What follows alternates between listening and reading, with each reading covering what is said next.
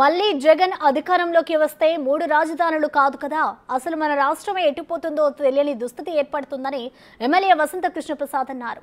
చంద్రబాబు అవసరం ఈ రాష్ట్రానికి ఎంతో ఉందన్నారు. సీఎం జగన్ గడిచిన 5 ఏళ్ల కాలంలో ఇచ్చిన ఏ మాట నిలబెట్టుకోలేదన్నారు. మైలవరం నియోజకవర్గంలో ఆయన ఎన్నికల ప్రచారం చేపట్టారు. గ్రామాల్లో పర్యటిస్తున్న ఆయనకు స్థానికులు ఘన స్వాగతం పలికారు.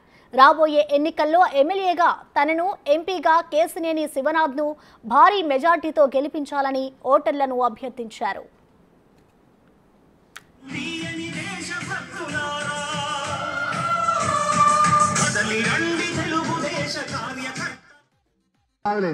కానీ ఈ ప్రాంతంలో మొదలైన అభివృద్ధిని ఆపి దాన్ని ముక్కలు చేసి ఎక్కడికో తీసుకెళ్తా ఉంటాం.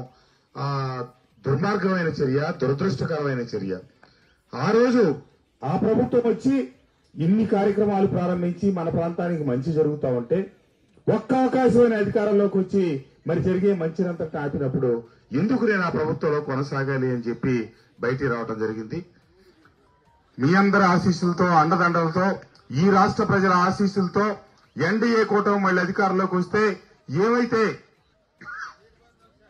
ప్రారంభించిన చింతలపూడి ఎత్తిపోతల పథకం పూర్తవుతుంది.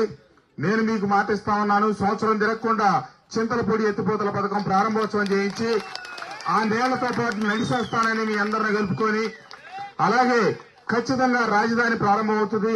ఇందాక మన సోదరుడు రాజుగారు చెప్పాడు, ఈ ప్రాంతంలో ఏ గ్రామానికి వెళ్ళినా అమరావతి నిర్మాణం జరిగేటప్పుడు భవన నిర్మాణ కార్మికులు సెంట్రింగ్ పని కావచ్చు, లేకపోతే రంగుల పని కావచ్చు, ఎలక్ట్రికల్ పనులు కావచ్చు, వాళ్ళ సొంత వ్యవసాయం లేకపోతే ఏ పనికైనా వెళ్ళి అక్కడ అమరావతిలో రోజు 1000 రూపాయలు సంపాదించుకునే పరిస్థితి.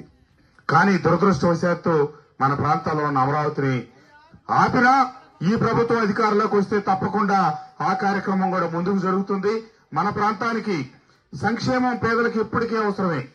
వెనకబడిన వర్గాలను కలుపుకొని పోవాల్సిందే ఈ సమాజం ముందుకి.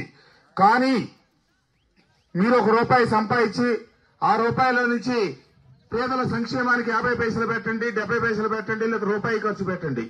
కానీ సంపాదన మానేసి రాష్ట్రానికి సంపాదన అంటే ఏ రకంగా వస్తుంది?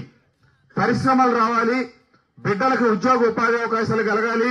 ఒక పరిశ్రమ వస్తే జీఎస్టీ వస్తుంది, సేల్స్ ట్యాక్స్ వస్తుంది, ఎన్నో రకమైనటువంటి ఆదాయాలు వస్తాయి.